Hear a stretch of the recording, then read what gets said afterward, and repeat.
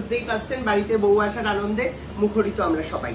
চিংড়ির গ্রেভি কেন করেছে রান্নার টেবিলে তুই চাটবি।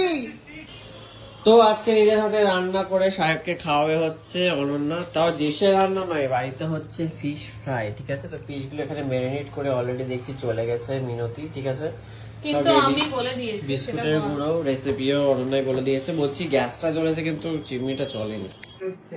তোকে কেন খাওয়াচ্ছি আমি বুঝতে পারি, কেন তোকে গেলাচ্ছি আমি যে প্যালান দিলুম, আমার কত প্যালান দিলুম, কত লোককে কাটছাট করলুম, কে করলো সব আমি। তাহলে যারা ব্লগ দেখছে এবং যারা ইনভাইটেড হবে না, বুঝে নাও কে কাটছাট করলো, কে বুদ্ধিটা দিয়েছে। আমরা সবাই অনেককেই ডাকছিলাম, সাহেব বললে এত লোককে তাহলে এদেরকে ডাকিস না, এদেরকে ডাকিস না। হ্যাঁ, এনিওয়ে তার কারণ তারা ডাকেনি তোদেরকে, তাই বলেছি। ঠিকই তো আছে। যাই এটা তেলের মধ্যে এখন আমরা বাজারে অনেক রকম ফিশ ফ্রাই খেয়েছি, কিন্তু ওগুলো আমাদের পছন্দ হয়নি বলে বাড়িতে ফিশ কিনে এনে ফ্রাই করে খাবো। বলছি গ্রেভিটা একটু বেশি হয়ে গেছে না জলটা? হ্যাঁ, একটু খুব বেশি জল দিয়ে ফেলে মেনে দিয়েছি। তো ময়দা মিশিয়ে নিতে হতো মনে হচ্ছে। তাহলে ব্যাপারটা জমতো না, প্রোটিনটা মোটা হয়ে যাবে যে। তো এটা কিসের গুড়ি? এটা বিস্কুটের গুঁড়ি, বাড়িতে হোমমেড। বিস্কফে? হ্যাঁ, আমি মাছ ফ্রাই বানাবো। মাছ ফ্রাই। বলছি এটা একটা বড়া দিয়েছে নাকি রে?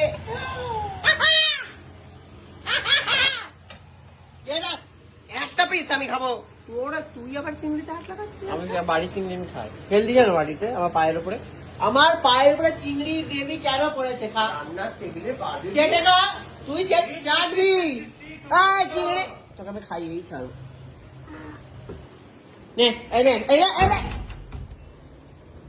চিংড়ি মাছের দামি গ্রেভি নষ্ট করে দিল এক ফোঁটা।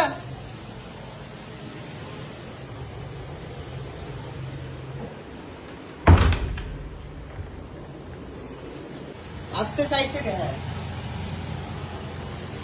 এটা কি করবো? না না না, জল আছে ওটাতে। ফিশ ফ্রাই প্রথম ফিশ চলে গেছে তেলে, যেরকম ফ্রাই হতে দেখতেই পাচ্ছেন।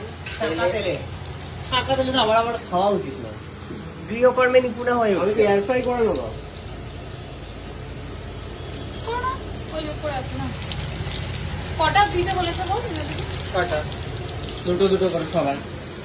না, বাড়িতে বানানো হচ্ছে তাই দুটো, দোকানে হলে একটাই হতো। চিটিং বলছি এর মধ্যে কটা আছে? হ্যাঁ, তুই আবার কেমন ফিশ ফ্রাই? কাটা বেঁচে খাবি, বাড়ি বেশ করে কাটা পাবে।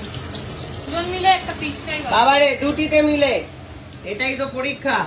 সংসার কেমন ভাবে তোমরা সামলাবে ভবিষ্যতে, বিয়ের পর। আবার বিয়ে বললাম, বিয়েটা কিন্তু বিয়ে নয়, এটা কিন্তু এনগেজমেন্ট। আমি বলে দিয়েছি, ডিসক্লেমার আমি দিয়ে দিয়েছি। আর একটু বিস্কুটের গুলো লাগবে রে, ম্যাচ করে বাবা আমার বিস্কুট দেবো। গুঁড়ো করে নেও। দেও খাবি তুই আজকে কি? আমি গার্লিক ব্রেড আর প্রন। এটা রাতে ডিনার? বিদেশি, আমরা বিদেশি ডিনার করি, বিদেশি। আর এখানে 3টে কাঁচকলা আমাদের জন্য, কাঁচা না, ওটা পাকা। 3টে পাকা কলা। এটা কি ডিনার দর্শক আমি বুঝতে পারছি না। এই ধরনের কেন রে এরকম বিদেশি খাবার? বড় লোকিয়া বাড়ি বলে। হ্যাঁ, কাজ কর রামু। নাহলে তো তোর বাড়ি হলো তো ওই চিংড়ির সাথে তো এখন চিংড়ি থাক মালাইকারি হয়ে যেত। কাজ কর রামু। রামু ক্লিন করো পুরো। রামু চিংড়ি রামু ভালো করে ক্লিন করো। ক্লিন হয়ে গেল। এত ভালো সুকান্ত কোনো শুরুই করতে পারলো পেঁয়াজ কাটছে বলে। আরো লোকটা লাগছে আমার। সুকান্ত খাও, খেয়ে বলো কেমন হয়েছে। রান্না করে দাঁড়িয়ে খাস না। হয়ে গেল একটা জিনিস, গালে করে আমাদের কি ভালো করছে সুকান্ত। একটু খেয়ে দেখো তুমি। হ্যাঁ করো, হ্যাঁ করো, রিয়াকশনটা দিতে হবে সুকান্ত। ভালোই হয়ে যায়। ভালোই বানাই আমি জানি। তো যাই হোক, আমরা খাওয়া দাওয়া এভাবেই কন্টিনিউ হতে যাচ্ছে। গার্লিক ব্রেড বানাচ্ছে, প্রনও করা আছে। বড় লোকিয়া খাবারে আজকে ঢল মরাইছে ঘর। বুঝতেই পারছেন বাড়িতে বউ আসার আনন্দে মুখরিত আমরা সবাই। মুখরিত।